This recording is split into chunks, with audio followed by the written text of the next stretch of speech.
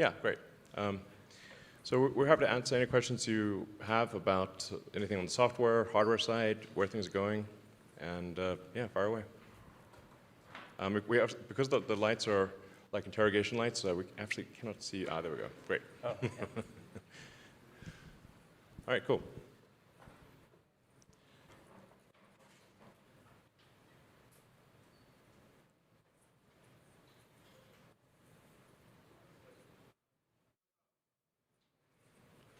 I can just, okay, there we go. First off, I mean, thanks to all the presenters. That was just super cool to see everything. I'm just curious at a high level, and this is kind of a question for really anyone who wants to take it. To what extent are you interested in publishing or open sourcing anything that you do for the future?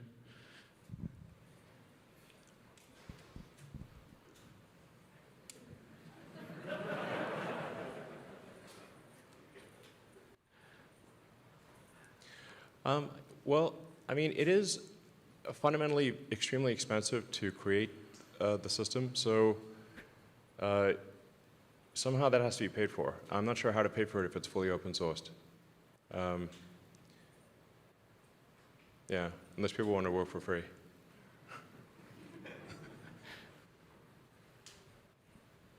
But I should say that this is, if other car companies want to license it and use it in their cars, that would be cool. This is not intended to be just limited to Tesla cars. Is for the Dojo supercomputer. So did you solve the compiler problem of scaling to these many nodes, or if it is solved, is it only applicable to Dojo? Because I'm doing research in deep learning accelerators, and getting the correct scalability or the distribution, even in one chip, is extremely difficult from the research project's perspective. So I was just curious. Excuse me, mic for Bill? You want to? Have we solved the problem?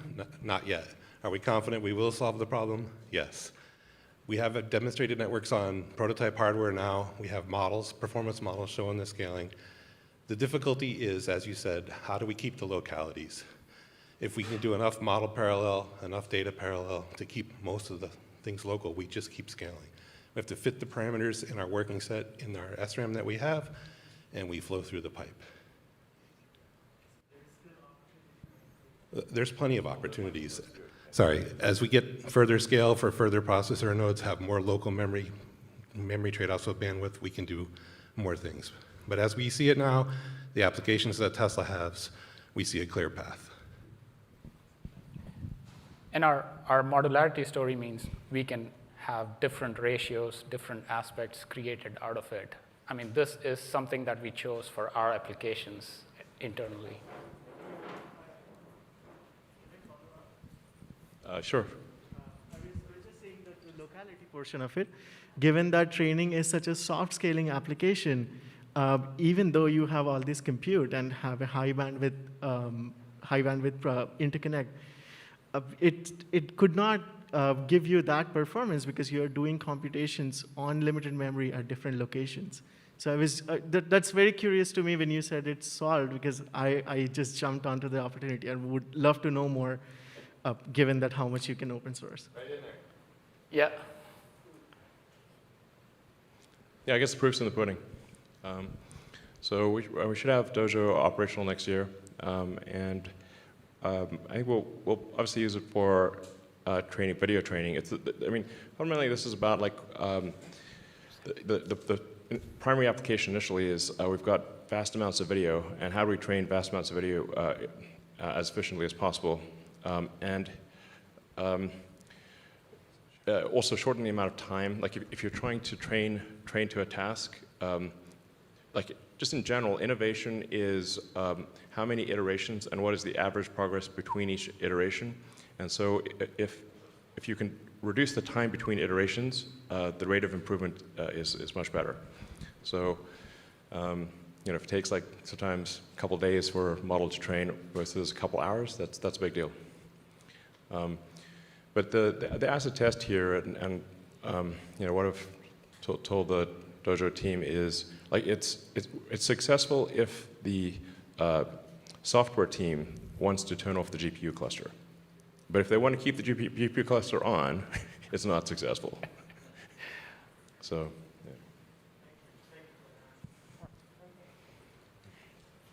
yeah. Hi, right over here. Love the presentation. Thank you for getting us out here. Love everything, especially the simulation part of the presentation. I was wondering, it looked very realistic. Are there any plans to maybe expand simulation to other parts of the company in any way? Mike, too? Hi, I'm Ian Glow. I manage the autopilot simulation team. So as we go down the path to full self-driving, we're going to have to simulate more and more of the vehicle. Currently, we're simulating vehicle dynamics, but we're going to need BMS, we're going to need the MCU, we're going to need every single part of the vehicle integrated. And that actually makes the autopilot simulator really useful for places outside of autopilot. So I want to expand, or we want to expand eventually to being a universal simulation platform. But I think before that, we're going to be spinning up a lot of Optimus support. And then a little bit further down the line, we have some rough ideas on potentially how to get the simulation infrastructure and some of the cool things we've built into the hands of people outside of the company. Optimus is the code name for the Tesla bot. Oops. Optimus subprime.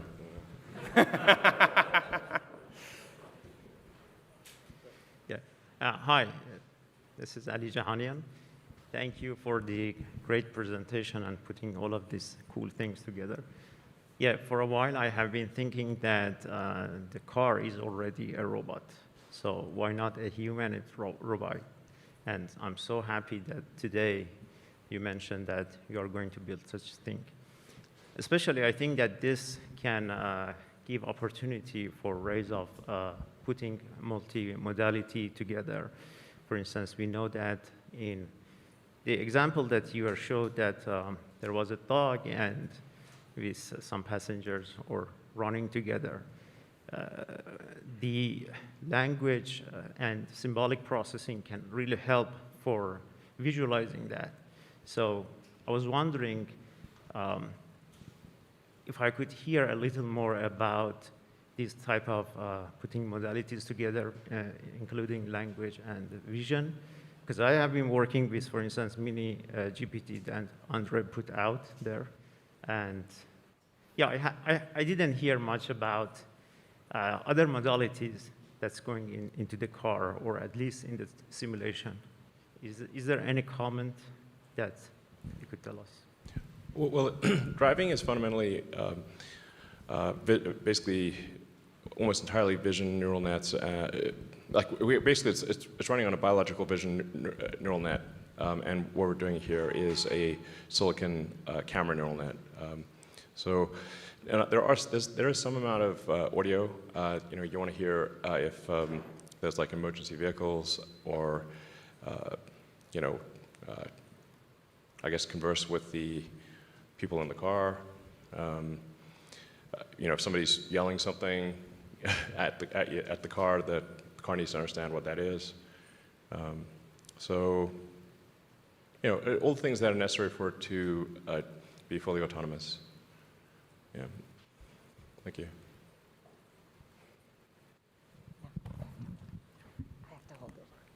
Hi, thank you for all the great work that you've shown. My question is for the team, because the data that was shown seems to be predominantly from the United States that the FSD computer is being trained on.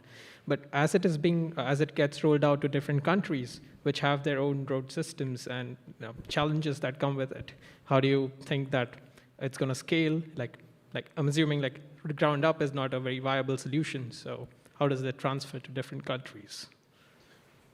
We actually do train on using data from probably like 50 different countries, but we have to pick, as we're trying to advance full self-driving, we need to pick one country, and since we're located here, we pick the US. And then we get a lot of questions like, why not even Canada? I'm like, well, because the roads are a little different in Canada, different enough. And so when trying to solve a hard problem, you want to say like, okay, let's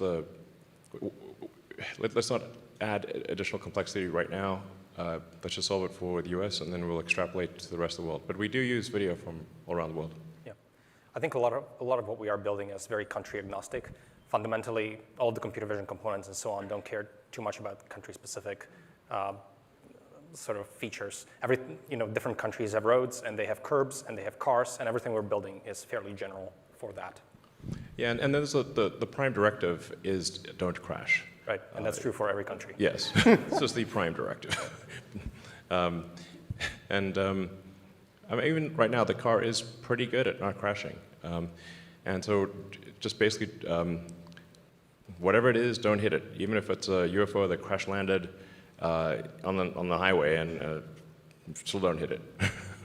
You should not need to recognize it in order to not hit it. So that's very important.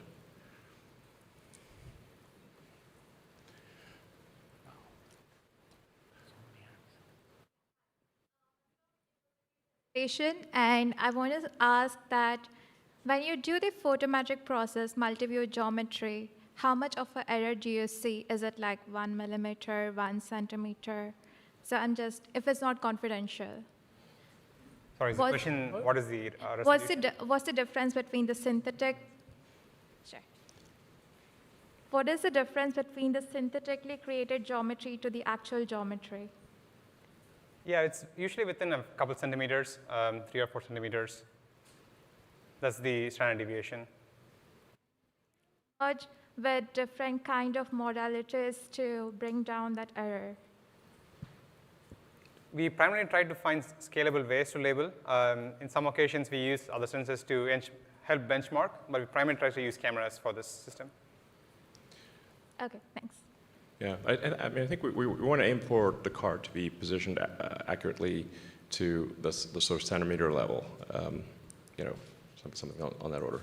Obviously, it will depend on distance. Like close-by things can be much more accurate than farther away things, and they would matter less because the car doesn't have to make decisions much farther away. And as it comes close, it will become more and more accurate. Exactly. A lot of questions. Thanks, everybody. My question has to do with sort of AI and manufacturing. It's been a while since we've heard about the alien dreadnought concept. Is the humanoid that's behind you guys, is that kind of brought out of the production hell timeline and saying that humans are underrated in that process? Well, sometimes like something that I say is taken to too much of an extreme. There are parts of the Tesla system that are almost completely automated. And then there are some parts that are almost completely manual. If you were to walk through the whole production system, you would see a very wide range from, like I said, fully automatic to almost completely manual. But the vast majority, most of it is already automated. And then with some of the design architecture changes, like going to large aluminum high-pressure die-cast components, we can take the entire rear third of the car and cast it as a single piece. And now we're going to do the front third of the car as a single piece. So the body line drops by like 60 to 70% in size. But yeah, the robot is not prompted by specifically by manufacturing needs. It's just that we're just obviously making the pieces that are needed for a useful humanoid robot. So I guess we probably should make it. And if we don't, someone else will. And so I guess we should make it and make sure it's safe.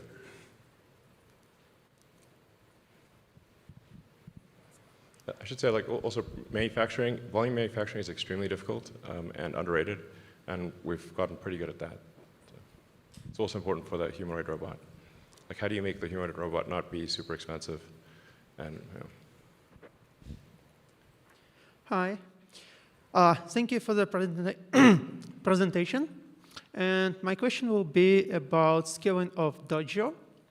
And in particular, how do you scale the compute nodes in terms of thermals and power delivery? Because there is only so much heat that you can dispense and only so much power that you can bring to like cluster rack. And how do you plan to scale it? And how do you plan to scale it in multiple data centers? Sure. You want to take it? Oh, there. Yeah, hi. I'm Bill. I'm one of the Dojo engineers. So from a thermal standpoint and power standpoint, we've designed it very modular. So what you saw in the compute tile, that will cool the entire tile. So once we hook it up to, it is liquid cooled on both the top and the bottom side. It doesn't need anything else. And so when we talk about clicking these together, once we click it to power and once we click it to cooling, it will be fully powered and fully cooled. And all of that is less than a cubic foot. Yeah, so Tesla has a lot of expertise in power electronics and in cooling. So we took the power electronics expertise from the vehicle powertrain and the sort of the advanced cooling that we developed for the power electronics and for the vehicle and applied that to the supercomputer. Because as you point out, getting heat out is extremely important. It's just really heat limited. So, yeah, so it's funny that at the compute level, it's operating at less than a volt, which is a very low voltage. There's a lot of amps, so therefore a lot of heat. I squared R is really bites you on the ass. Hi, my question's also similarly a question of scaling. So it seems like a natural consequence of using, significantly faster training hardware is that you'd be either training models over a lot more data, or you'd be training a lot more complex models, which would be potentially significantly more expensive to run at inference time on the cars. I guess I was wondering, if there was a plan to also apply Dojo as something that you'd be using on the self-driving cars, and if so, do you foresee additional challenges there? So as you could see, Andre's models are not just for cars. There are auto labeling models, there are other models that are beyond car application, but they feed into the car stack. So Dojo will be used for all of those too, not just the car inference part of the training. Yeah, I mean, the Dojo's first application will be consuming video data for training that would then be run in the inference engine on the car. But, and that I think is an important test to see if it actually is good but is it actually better than GPU cluster or not? But then beyond that, it's basically a generalized neural net training computer. But it's very much optimized to be a neural net. So, CPUs and GPUs, they're not made to be, they're not designed specifically for training neural nets. We've been able to make GPUs especially very efficient for training neural nets, but that was never their design intent. So it's basically GPUs are still essentially running at neural net training in emulation mode. So with Dojo, we're saying okay, let's just ASIC the whole thing. Let's just have this thing it's built for one purpose, and that is neural net training. And just generally, any system that is designed for a specific purpose will be better than one that is designed for a general purpose. Yeah, I have a question here. Hi. So you described two separate systems. One was for vision, other was for planner and control.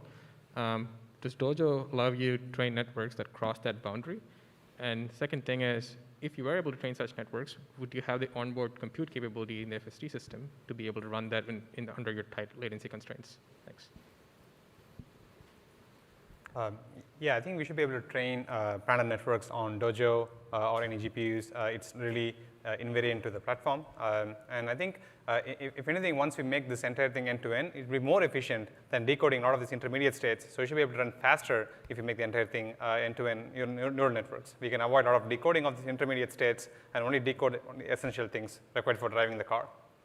Yep. Certainly, end-to-endness is the guiding principle behind a lot of the network developments. And over time in the stack, neural networks have taken on more and more functionality. And so we want everything to be trained end-to-end because we see that that works best. But we are building it incrementally. So right now, the interface, there is vector space, and we are consuming it in the planner, but nothing really fundamentally prevents you from actually taking features and eventually fine-tuning end-to-end. So I think that's definitely where this is headed. And the discovery really is like, what are the right architectures that we need to place in the network blocks to make it amenable to that task? So like Andre described, we can place spatial RNNs to help with the perception problem.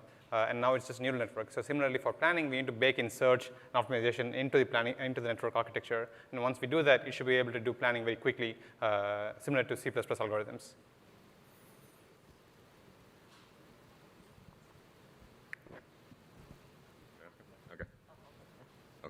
Okay. I think I had a question very similar to what he was asking about. It seems like a lot of neural nets are around computer vision. And kind of traditional planning, you had model predictive control and solving convex optimization problems very quickly. And I'd wonder if there's a compute architecture that's more suited for convex optimization or the model predictive control solutions very quickly. Yeah, 100%. We want to bake in, like I said earlier, we want to bake in these architectures that do, say, model predictive control, but it just like replace some of the blocks with neural networks. Or if we know the physics of it, we can also use physics-based models, part of the neural networks for our pass itself. So we are going to go towards a hybrid system where we will have neural network blocks placed together with physics-based blocks and more neural networks later. So it will be a hybrid stack, and what we know to do well, we place it explicitly, and what the networks are great at, we'll use the networks to optimize this. So build an end-to-end stack with this architecture baked in. I mean, I do think that so as long as you've got like surround video neural nets for understanding what's going on and can convert the surround video into vector space, then you basically have a video game. And if it's like if you're in Grand Theft Auto or whatever, you can make the cars drive around and pedestrians walk around without crashing. So you can do. You don't have to have a neural net for control and planning, but it's probably ultimately better. But I think you can probably get to. In fact, I'm sure you can get to much safer than human with control and planning, primarily in C++ with perception vision in neural nets. Hi. My question is, we've seen other companies, for example, use reinforcement learning and machine learning to optimize power consumption in data centers and all kinds of other internal processes. My question is Tesla using machine learning within its manufacturing, design, or other engineering processes?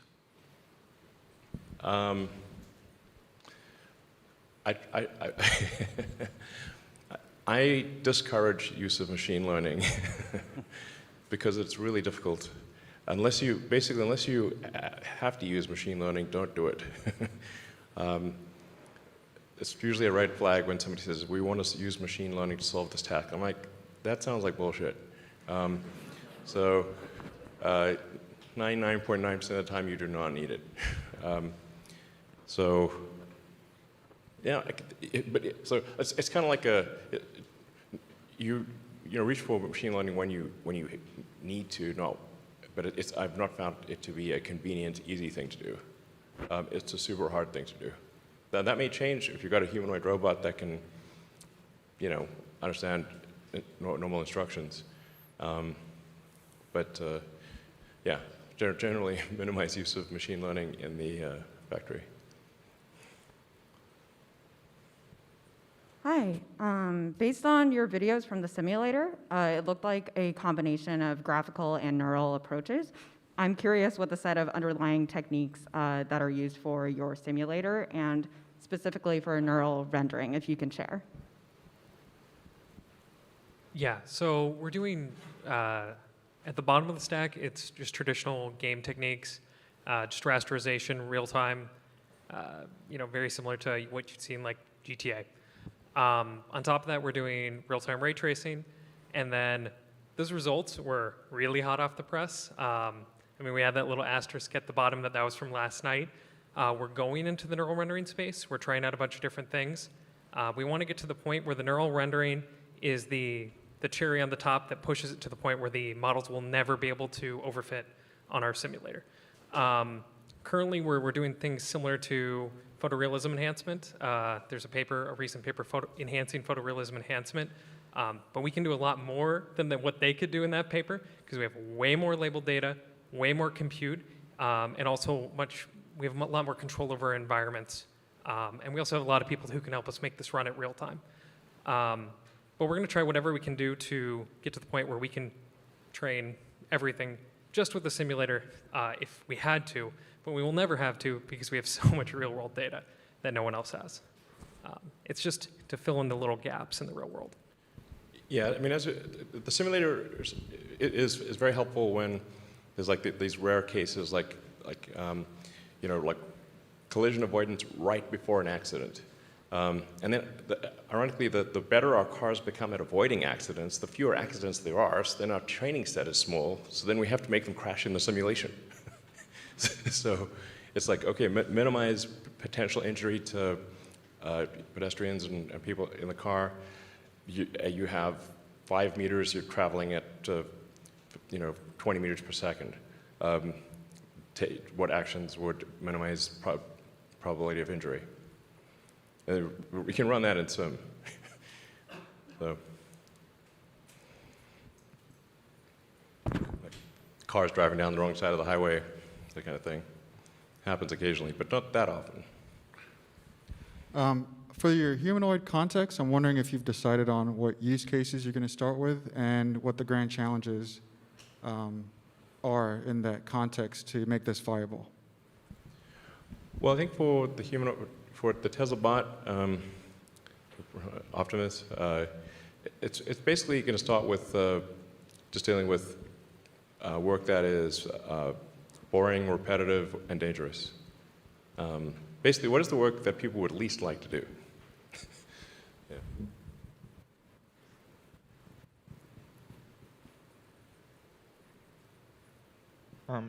Hi. So quick question about your simulations. Obviously, they're not perfect right now. So are you using any sort of domain adaptation techniques to basically bridge the gap between your simulated data and your actual real-world data? Because I imagine it's kind of dangerous to just deploy models which are solely trained on simulated data. So maybe some sort of explicit domain adaptation or something. Is that going on anywhere in your pipeline? So currently, we're producing the videos straight out of the simulator, the full clips with kinematics and everything, and then we're just immediately training on them, but it's not the entire data set. It's just a small targeted segment, and we only are evaluating based on real-world video. We're paying a lot of attention to make sure we don't overfit, and if we have to start doing fancier things, we will, but currently we're not having an issue with it overfitting on the simulator. We will as we scale up the data, and that's what we're hoping to use neural rendering to bridge that gap, to push that even further out. We've already done things where we're using like the same network as in the car, but retrain it to detect sim versus real to drive our art decisions. And that's actually helped prevent some of these things as well.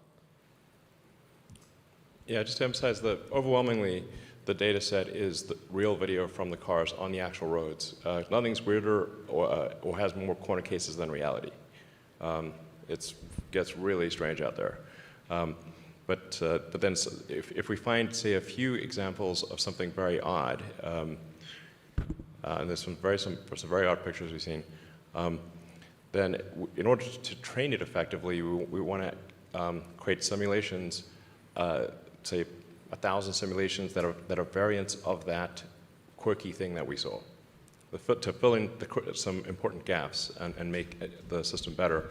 And really, all of this is about, over time, just reducing the probability of a crash or an injury, and it's called the march of nines. Like, how do you get to 99.9999999% safe? And each 9 is an order of magnitude difficulty increase. Hey, thanks so much for the presentation. I was curious about the Tesla bot. Specifically, I'm wondering if there are any specific applications that you think the humanoid form factor lends itself to. And then secondary, because of its human form factor, is emotion or companionship at all thought about on the product roadmap at all?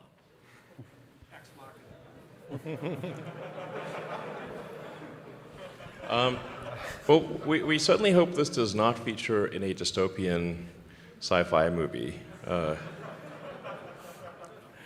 But you know, like, really, at this point, we're saying like maybe this robot can. We're trying to be as literal as possible. Can it do boring, dangerous, repetitive jobs that people don't want to do? And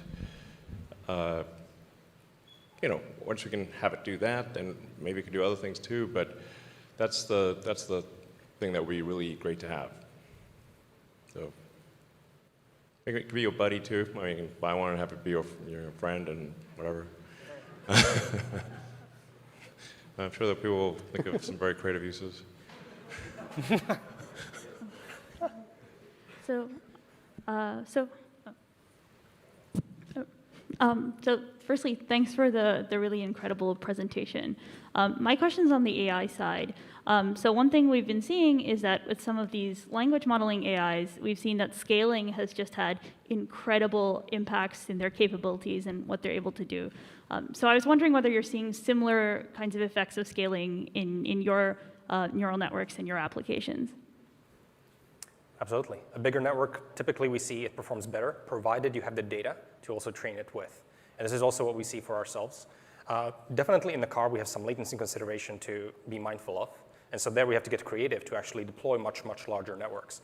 But as we mentioned, we don't only train neural networks for what goes in the car. We have these auto-labeling pipelines that can utilize models of arbitrary size. So in fact, we've trained a number of models that are not deployable, that are significantly larger and work much better because we want 100%, like we want much higher accuracy for the auto-labeling. And so we've done a lot of that, and there we definitely see this trend. Yeah, the auto-labeling is an extremely important part of this whole situation. Without the auto-labeling, I think we would not be able to solve the self-driving problem. It's kind of a funny form of distillation where you're using these very massive models plus the structure of the problem to do this reconstruction, and then you distill that into neural networks that you deploy to the car. But we basically have a lot of neural networks and a lot of tasks that are never intended to go into the car. Yeah, and also as time goes on, you get new frames of information. So you really want to make sure your computer is distributed across all the information as opposed to just taking a single frame and hogging on it for, say, 200 milliseconds. You actually have newer frames coming in, so you want to use all of the information and not just use that one frame. I think one of the things we're seeing is that the car's predictive ability is eerily good.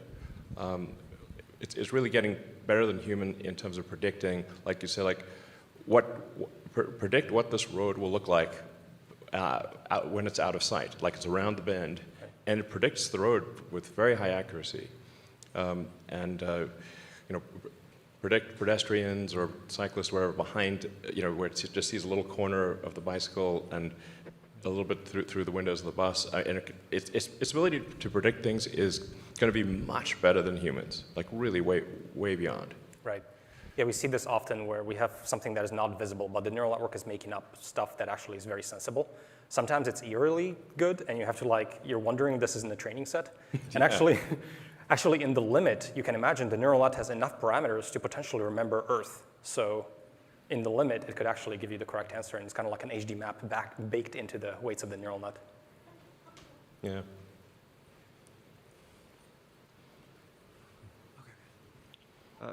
I have a question about the design of the Tesla bot. Specifically, how important is it to maintain that humanoid form? To build hands with 5 fingers that also respects the weight limits could be quite challenging. You might have to use cable-driven, and then that also causes all kinds of issues. I mean, this is just going to be bot version 1. I mean, we'll see. So it needs to be able to do things that people do, and you know, be a generalized, you know, humanoid robot. I mean, you could potentially have it give it like, you know, 2 fingers and a thumb or something like that. You know, for now we'll give it 5 fingers and see if that works out okay. It probably will. It doesn't need to be like you know, have like incredible grip strength, but it needs to be able to work with tools, so and carry a bag, that kind of thing. Hi, thanks a lot for the presentation. So an old professor of mine told me that the thing he disliked a lot about his Tesla was that the autopilot UX didn't really inspire much confidence in the system, especially when like objects are spinning, classifications are flickering. I was wondering, even if you have a good self-driving system, how are you working on convincing Tesla owners, other road users and just the general public that your system is safe and reliable? Well, I think that's the cars. A while back, cars used to spin. They don't spin anymore. Not in. If you've seen the FSD beta videos, they're pretty solid, and they will be getting more solid. Yeah, as you add more and more data and train these multi-cam video networks, like these are pretty recent actually, just like a few months old, and we're still improving it. It's not a done product, and that in our minds we can clearly see how this is just going to be like perfect vector space, because why not? All the information is there in the videos. It should produce it given lots of data and good architectures. And this is just an intermediate point in that timeline. I mean, it's clearly headed to way better than a human, without question.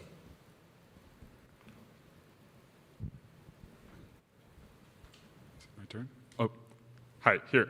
I was wondering if you could talk a little bit about the short to medium-term economics of the bot, I guess. I understand the long-term vision of replacing physical labor, but I also think repetitive, dangerous, and boring tasks tend to not be so highly compensated. And so I just don't see how to reproduce the, start with a supercar and then break into like the lower end of the market. How do you do that for a robot humanoid? Well, I guess you'll just have to see.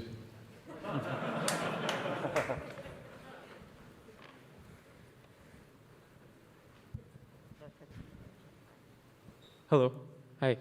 I was curious to know how the car AI prioritizes occupant safety versus pedestrian safety, and what thought process goes into like deciding how to bake this into the AI.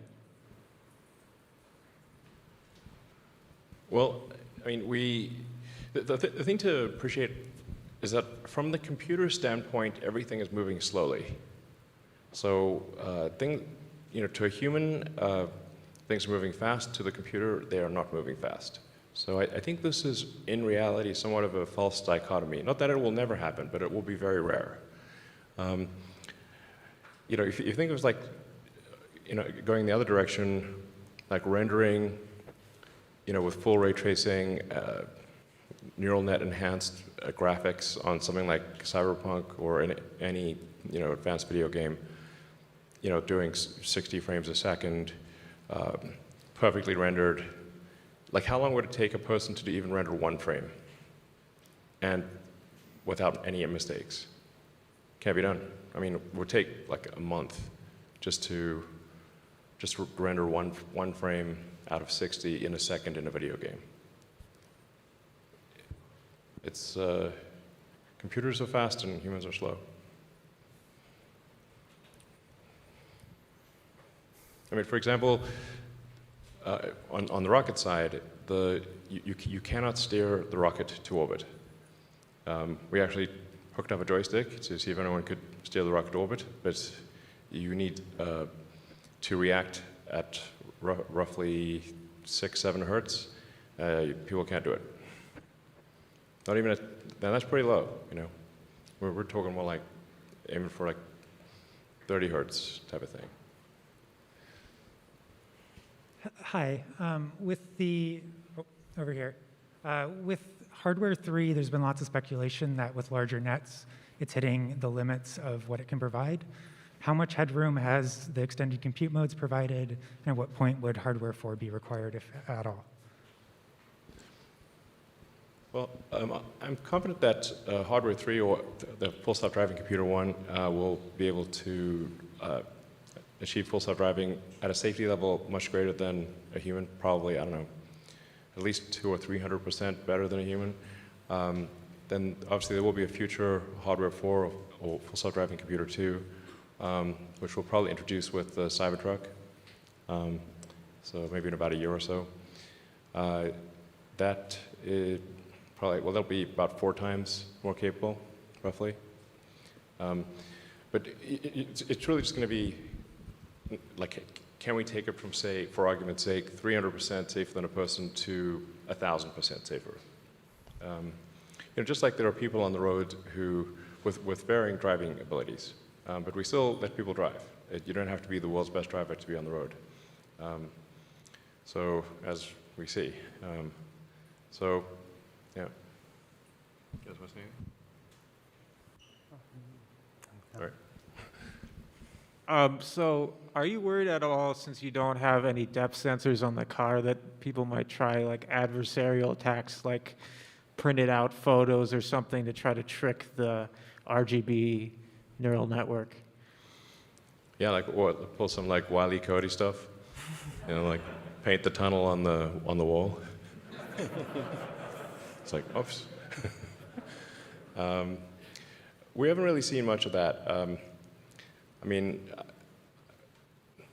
for sure, like right now, if you, most likely, if you had like a T-shirt with a T-shirt with like a stop sign on it, which I actually have a T-shirt with a stop sign on it, and then you like flash the car, it will stop.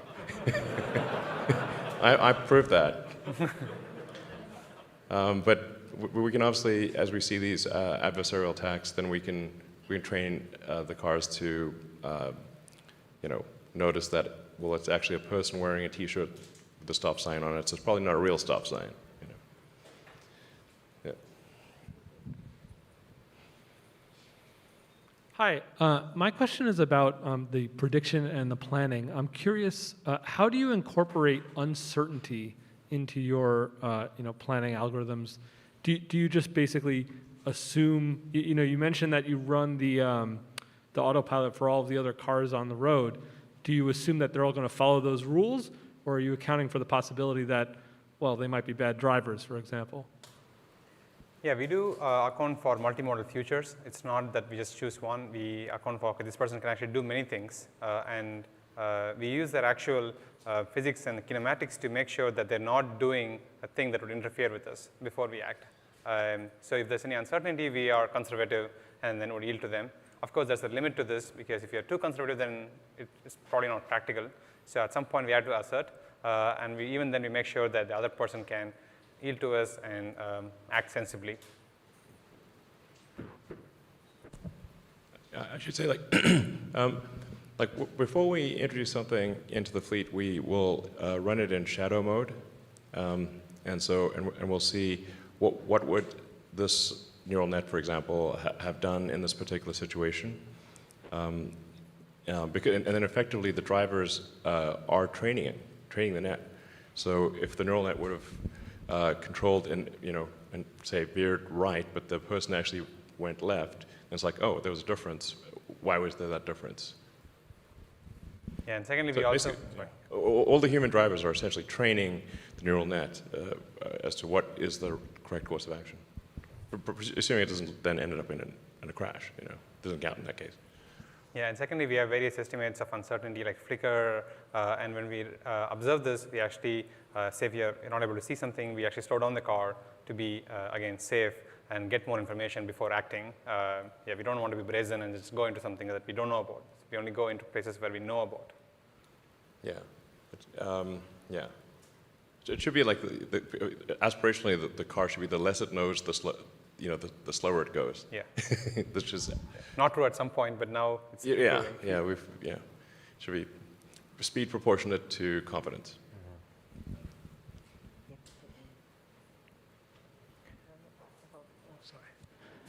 Thanks for the presentation. So I am curious.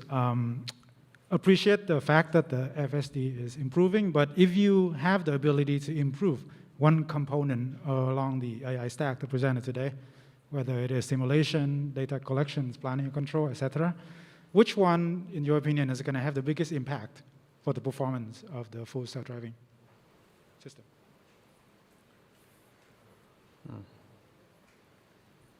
It's really the area under the curve of these multiple points, and if you improve anything, it should improve the area.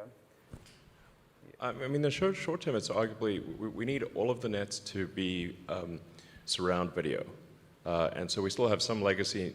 This is very short term. Obviously, we're fixing it fast. But there's still some nets that are not using surround video. And I think ideally they'd all use surround video. Yeah. Mary.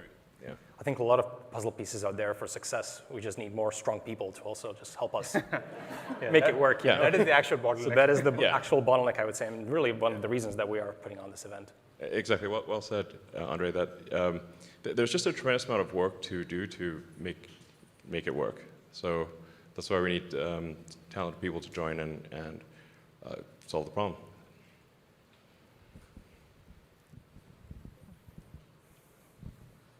Thank you for the great presentation. Lots of my questions answered. But one thing is, when imagine that now you have a large amount of data, even unnecessary. How do you consider that? Like there is a forgetting problem in neural networks. Like how are you considering those aspects? And also another one, are you considering an online learning or continuous learning, so that maybe each driver can have their version of self-driving software? I think I know the literature that you're referring to. That's not some of the problems that we've seen, and we haven't done too much continuous learning. We trained the system once, we fine-tuned a few times. That sort of goes into the car. We need something stable that we can evaluate extensively, and then we think that that's good, and that goes into cars. So we don't do too much learning on spot or continuous learning, and don't face the forgetting problem. But there will be settings that you can say, like, if you are you typically a conservative driver, or do you want to drive fast or slow? You know, it's like I'm late for the airport. Could you go faster than, basically the kind of instructions you'd give to your Uber driver. It's like I'm late for the flight, please hurry, or take it easy, or whatever your style is.